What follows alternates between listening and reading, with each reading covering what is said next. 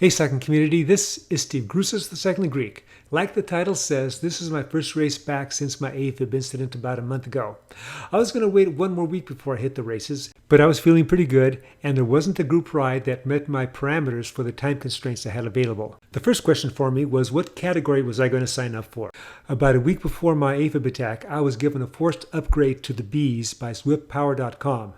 Now, I didn't want to sign up for the Bs in this race because that would be just ridiculous for my situation. The Ds I thought was going to be way too easy. It would be ridiculous on the other end. So I signed up for the Cs. Now, I might as well have signed up for the Bs because they raced all four categories together. For the Cs, there were 13 of us. In my allocated one hard Zwift workout a week, I spent most of my time in the 2.5 to 3.2 watts per kilogram range.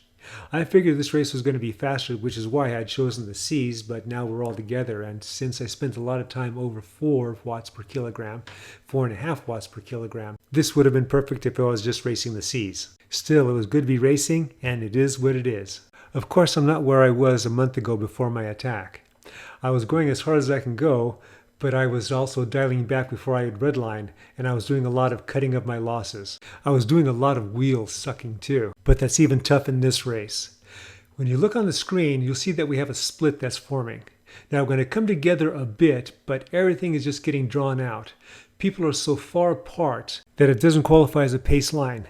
Everybody's riding solo, seemingly, just outside of or just inside the draft, and not a lot of draft at that. So for me, I'm pushing a well over 4 watts per kilogram. So in terms of wattage, I'm going like 300 to 325 watts. My heart rate, which is in the upper left-hand corner, is in the low 150. So with the maximum heart rate of 164, I'm right around 92 and 93%. So an obvious question is, should I be doing this as Afib boy? There was a study some time back where they took a group of individuals, and these individuals ranged from sedentary to active. None of them I would consider athletes.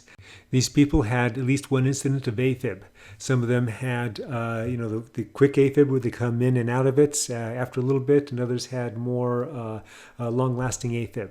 They were cut into two groups. One group was given a specific exercise regimen, and the other group was told to do whatever they want to do. So they could just sit on the couch, or they could do whatever they wanted to do for exercise. The group with the scheduled training were given the following instructions. 3 times a week, do 4x4s. So they'd have to warm up for 10 minutes, working up to 70% of maximum heart rate. Each of the 4 intervals were to be done in the 85 to 95% of max heart rate range. Between each interval, they were supposed to go down for 4 minutes to the 60 to 70% of max heart rate range. They were to do this workout whether they were in Afib or not. This study went on for 12 weeks. They found that after 12 weeks that the mean time in Afib for the control group went from 10% to 14%. The mean time in Afib for the group that was given the exercise program reduced from 8.1% to 4.8%. Do races mimic 4x4s?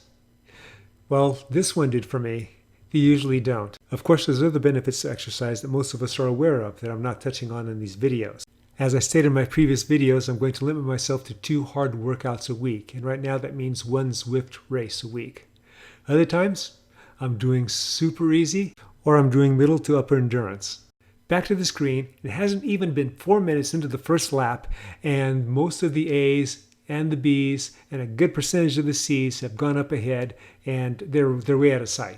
All I want to do now is hang with whatever group I'm with. Time for a quick update. How's my heart been? The further away from the Afib incident I go, the less my heart talks to me. So that means less skip beats, less quick beats, and less accelerations. Actually, accelerations was the first thing to go. So I have like acceleration in this case would be like 3 to 5 seconds where I'd have a faster heartbeat to, let's say, like 90 or 100 beats per minute. I'm beginning to think, and I don't know this for sure, that the talking that my heart did after the Afib incident wasn't due to me getting an Afib attack. Rather, it was from the Flecainide, the calcium channel blocker I took to stop that Afib attack. Any heart talking now is much less frequent. I may feel something once or twice a day. Now, after a day like this, where I did a race, big effort, I'll feel things more often, whether I catch it or not by putting my fingers to my carotid. Fast forward to lap 3 of 10 laps, and pretty much I'm dying out here, and then I'm just going off the back of this group that I was with. For the rest of the laps, I basically tried to go as fast as I can go, and a lot of time that meant just dialing back and going easy for just a bit. I was either solo or with another rider or two. Sometimes those other riders would drop me, sometimes I would drop them. On the last 1.7 mile lap, with 1K to go, I pulled away from the rider I was with, and it was tough to maintain anything close to 300 watts. I was able to solo in, and I finished 43rd out of 68. You know, not bad for the first race back. I hope you enjoyed this video and got something out of it. My next race is next week. This coming Saturday, I hope to be on the road since the smoke from the fires have been clearing up. I certainly don't want to do another 100-kilometer indoor ride like I did the previous week. I have that video linked in the description below. As always, remember, comment, like, subscribe. The Cycling Greek.